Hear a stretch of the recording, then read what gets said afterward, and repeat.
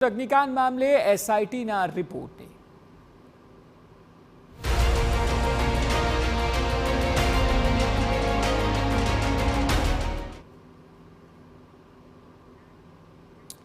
Rajkot TRP અગ્નિકાંડ મામલે એસઆઈટીનો report સરકારને સોંપવામાં આવ્યો છે। 100 પાનાના રિપોર્ટમાં કાંડને લઈને પુરાવા પણ રજૂ કરવામાં આવ્યા છે।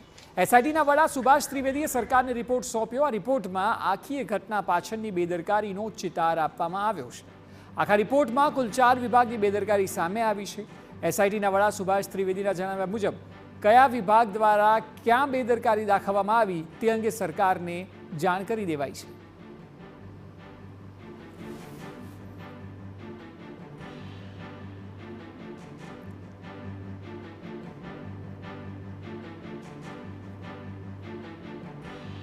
આ તપાસ દરમિયાન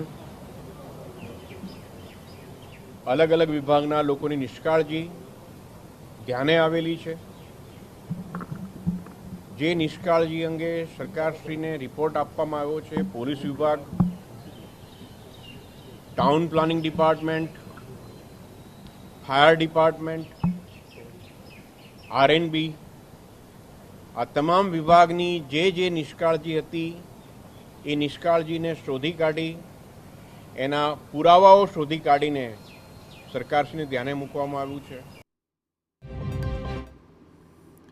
આખા કેસમાં હજી પણ કડક પગલાં યથાવત રહેશે અને એવું નથી કે એસઆઈટીના રિપોર્ટ સોંપ્યા બાદ હવે આગળ કોઈ તપાસ નહીં થાય। સુભાષ ત્રિવેદીનું કહેવું છે કે આગળ પણ તપાસ ચાલુ રહેશે।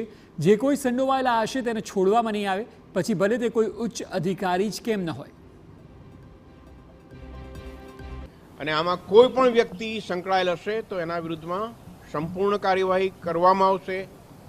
સીટની તપાસ હજુ પણ ચાલુ રાખવામાં આવશે, કારણ કે આમાં જે ઉચ્ચ કક્ષાના અધિકારીઓ છે, કોર્પોરેશનના હોય કે પોલીસના હોય, આ તમામનો રોલ, એનો તલસ્પર્શી અભ્યાસ ઓફિશિયલ પ્રોસિજરની ભૂલો છે કે શું છે એ હાલે ચાલુ છે। છેલ્લે મિત્રો એક જ વાત કહેવાની છે કે કોઈ પણ વ્યક્તિને,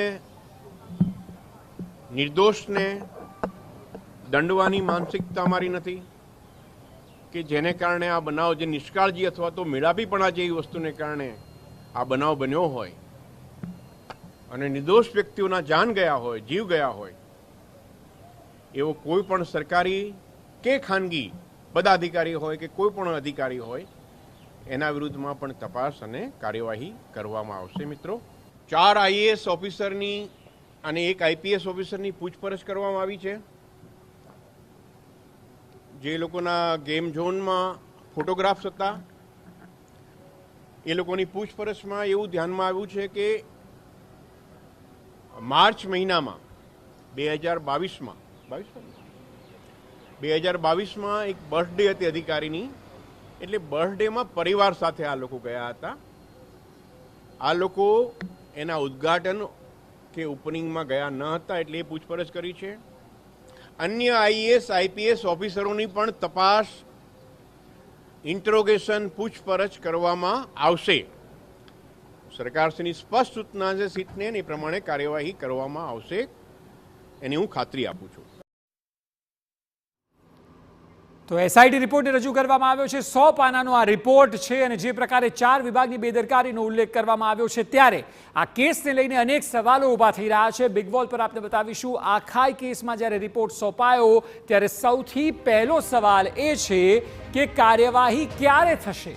રિપોર્ટ સોંપી દેવાયો છે 25 દિવસની અંદર અને જે પ્રકારે એસઆઈટીના વડાએ કહ્યું તે મુજબ કાર્યવાહી થશે, પરંતુ ક્યારે એ મોટો સવાલ। એ સિવાય જે 4 વિભાગની વાત કરવામાં આવે છે જેમની આ બેદરકારી છે, તેના આરોપીઓ કોણ છે, કારણ કે વિભાગમાં કામ કરતા કોણ, કયા વર્ગના એ કર્મચારીઓ, અને એટલે જ સવાલ એ છે કે શું મોટી માછલીઓ પકડાશે ખરા? જે આઈએસ આઈપીએસ ઓફિસરથી લઈને અલગ અલગ પ્રકારના વ્યક્તિઓ કે જે રાજકીય વગ પણ ધરાવતા હોય, શું એ લોકો પર કાર્યવાહી થશે કે પછી શું નાના કર્મચારીઓ પર જ કાર્યવાહી કરવામાં આવશે?